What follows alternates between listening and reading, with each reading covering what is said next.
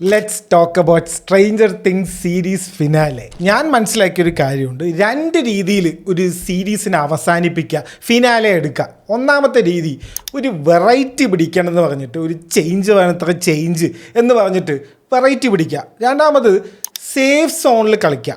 എന്താണോ ഇത്ര കാലം വർക്കായത് അത് കൊടുക്കുക ഫാൻസിന്, അത് സേഫ് സോണാണ്. ഇത് മനസ്സിലാവാൻ രണ്ട് പെർഫെക്റ്റ് എക്സാമ്പിൾസും ഉണ്ട്.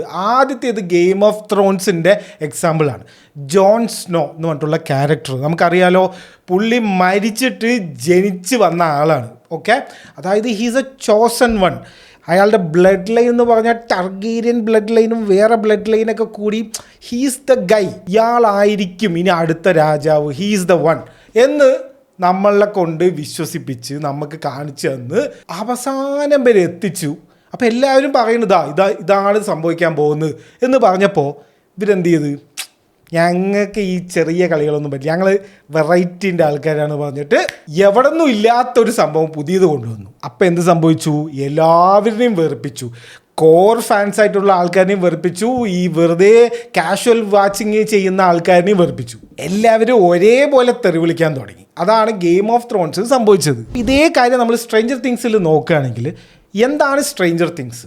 ഓക്കെ, മെയിനായിട്ട് അതിലെ ക്യാരക്ടേഴ്സാണ്, അവരുടെ ഒരു ഇമോഷണൽ കണക്ഷനാണ്.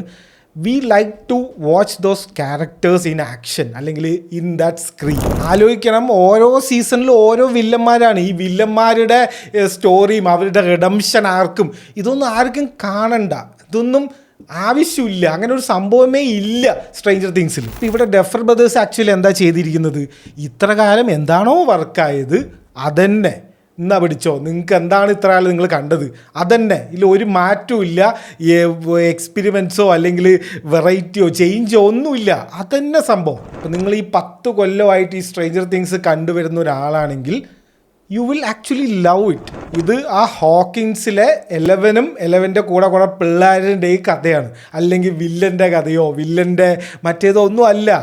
അതാണ് നമ്മൾ മനസ്സിലാക്കേണ്ടത്. അത് ഈ പിള്ളേരുടെ കഥയാണ്, അത് പിള്ളേരുടെ കഥയായിട്ട് തന്നെ അവസാനിക്കുകയും ചെയ്തു. അതാണ് അതിൻ്റെ ഒരു ബ്യൂട്ടി. അത്രേ ഉള്ളൂ, ഇത്രയേ എനിക്ക് പറയാനുള്ളൂ.